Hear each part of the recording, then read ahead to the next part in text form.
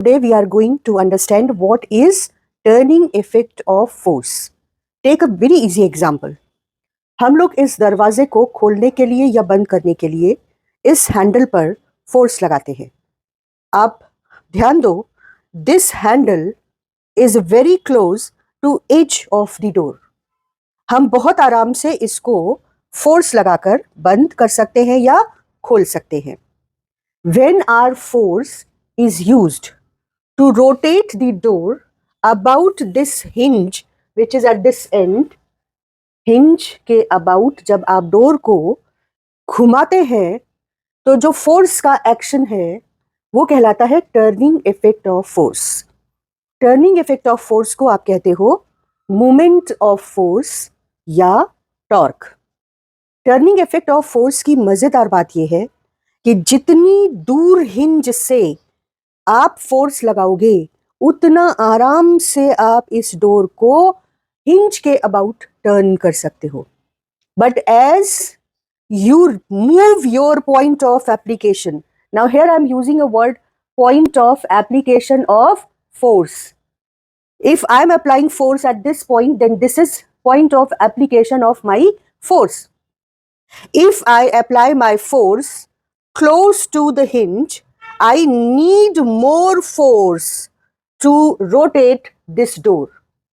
That is why whenever handle is placed, it is placed as far as possible from the hinge. ठीक है? तो जो turning effect of force है वो दो फैक्टर्स पर डिपेंड करता है.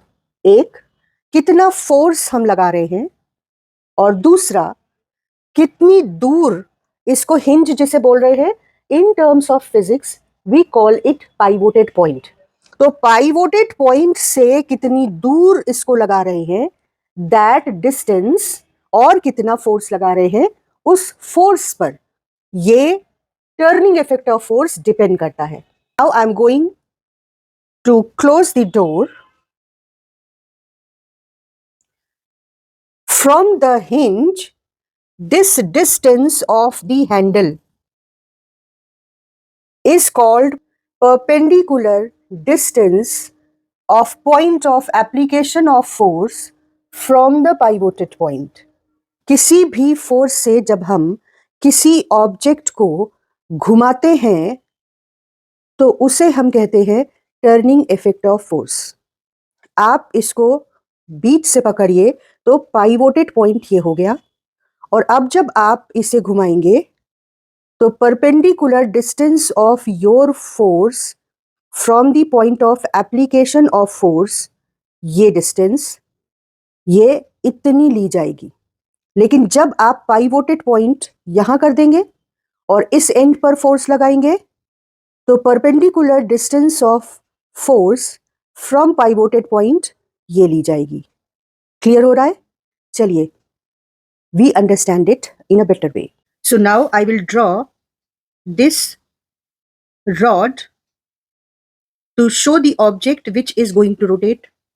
This is the point which we say is pivoted point, or I can say I'm holding this rod at this end like this, and then I'm applying the force at this end to rotate it. Now see how I'm supposed to apply the force. This arrow, beta, arrow is representing force which is a vector quantity. That means this arrow is force vector, and the point where this head is touching the rod is called point of application of the force. Yellow chalk as my object, so I'm holding it here and I'm applying force here, and this chalk is rotating. So whatever force I'm applying, that force into this distance of point of application of force, in short आप कह सकते हो distance of the force from the point of rotation. Pivoted point is also known as point of rotation.